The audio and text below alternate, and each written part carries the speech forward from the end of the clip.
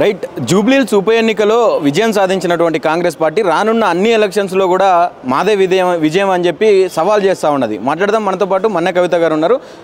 సవాల్ని స్వీకరిస్తూ ఉన్నారా? రానున్న ఎలక్షన్స్లో కూడా మాదే అని చెప్పి చెప్తా ఉన్నారు కాంగ్రెస్ పార్టీని. ఒకటి బీఆర్ఎస్ పార్టీ నుంచి నేను మాట్లాడుతున్నాను బ్రదర్. బీఆర్ఎస్ పార్టీ నుంచి ఒకటే చెప్తా, రానున్న గెలుపు మాదే. ఒకటి గెలిచినామని అంటున్నారు కదా, ఒకటి గెలిస్తే అన్ని గెలిచినట్టు లెక్క కాదు, గెలిచి చూపిమని అంటున్నాం. ఒక దెబ్బ తగిలిందే మేము ఇంతటితో ఏం ఊరుకోము, అదేం మాకేం చిన్న లైట్. అది ఓటమి గెలుపు కామన్. కానీ ఆ గెలుపుకు గల్లా ఎంత మాఫియా వెనకాల చేశారు అనేది అది ఇక మీదట కానివ్వం.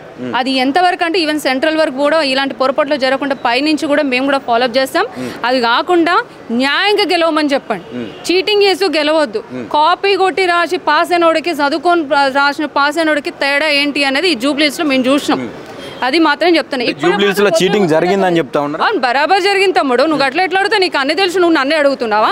నీ కళ్ళ ముందు పిఎస్ మేనేజ్మెంట్ చేయలేదా? నీ కళ్ళ ముందు ఈవీఎం బూత్ లెవెల్ మేనేజ్మెంట్ చేయలేదా? రిగ్గింగ్ చేయలేదా? బోగస్ ఓట్లు చేయలేదా? నువ్వు చూడలేదా తమ్ముడు సోషల్ మీడియాలో? ప్రజలందరూ మా దిక్కున్నారు, కాంగ్రెస్ వైపు ఉన్నారు, మేము ఇచ్చే పథకాలు వాళ్ళకు చాలా మేలు చేస్తామని తమ్ముడు. ఏం చేసారు తమ్ముడు కాంగ్రెస్ వాళ్ళు? ఒక మాట నేను నిన్ను అడుగుతున్నా, నువ్వు చెప్పరాదు ఏం చేసారు? అన్ని తెలిసి నువ్వే నన్ను అడుగుతున్నావు. ఏం లేదు, చివరికి ఏముంటుంది దబాయించడం. ఇక పబ్లిక్ దేనికి ఇదవుతారో తెలుసు. అవన్నీ కామన్ నడుస్తూ ఉంటాయి. సాధికారత దిశగా పనిచేస్తా ఉన్నది, మహిళా సాధికారత కోసం పనిచేస్తా ఉన్నదని చెప్తాడు. ఒకటి చెప్పు, మహిళా సాధికారత ఏం చేశారు? మహిళలకు ఏం చేశారు?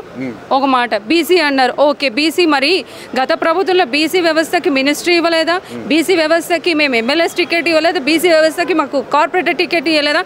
అసలు కేసీఆర్ సార్ వచ్చినాక బీసీ వ్యవస్థకు ఒక టాప్ లెవెల్ తీసుకొచ్చింది కేసీఆర్ సార్. అంటే ఇప్పుడు ఈ ఇచ్చిన చీరలు, మొన్న ఇచ్చినటువంటి బతుకమ్మ చీరలు అయితే, ఇందిరాగాంధీ చీరలు అయితేనేమి, ఇవన్నిటిని దృష్టిలో పెట్టుకొని మహిళలకు పెద్దపీట వేస్తున్నాం, కోటీశ్వరాలు అని చేస్తున్నాం అంటున్నారు రేవంత్ రెడ్డి. ఒక పని చేద్దాం తమ్ముడు, ఇవన్నీ కాదు. మీ ఛానల్లో చాలా మంది అదే అన్నారు, కోటి చీరలు ఇచ్చి కోటీశ్వరులు చేసిరాడు. ఒక చీర ఇచ్చిన వాళ్ళు ఎవరు చీరలు ఇచ్చిరో వాళ్ళ దగ్గర పోదాం. నువ్వు పోదాం, మన ఇద్దరం పోదాం తమ్ముడు. పోయి అమ్మ నువ్వు చీర ఇచ్చి నువ్వు కోటీశ్వరాలు అయినావు అని అడుగుతా. ఒక చీర ఇయ్యగానే అయ్యిరా, మరి ఇయ్యక ముందు ఉన్నారా అనేది కనుక్కుందాం. సరేనా తమ్ముడు? రానున్న ఎలక్షన్స్ మళ్ళీ బై ఎలక్షన్స్ రాబోతున్నాయని చెప్పి వినపడతా ఉన్నది. ముఖ్యంగా మీ ఏరియా నుంచి ఖైరతాబాద్ ఉప ఎన్నిక రాబోతున్నది అని చెప్తా ఉన్నా. ఎట్లా ఉండబోతా ఉన్నది బ్రదర్? ఒకవేళ ఖైరతాబాద్ ఎలక్షన్స్ బై ఎలక్షన్స్ కనుక వస్తే ఒకటి మాత్రం చెప్పదలుచుకున్నాను. ఇక్కడ ఉన్న ఈ తెలంగాణ భవన్, ఇక్కడే ఉన్న సచివాలయం కూడా, అమరవీరుల స్తూపం కూడా ఇక్కడే ఉంది. కాబట్టి ఒకటే చెప్తున్నా, ఈ నియోజకవర్గం ఆషామాషి నియోజకవర్గం కాదు. It's very hot.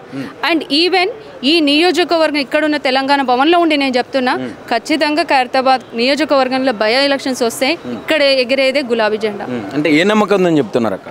బ్రదర్ ఒకటే చెప్తున్నా చూడు, ఖచ్చితంగా ఒక్క దగ్గర గెలిచినామని పక్క దాంట్లో గెలుస్తామనేది మనం ఎప్పుడు ఓవర్ కాన్ఫిడెంట్ పోవద్దు.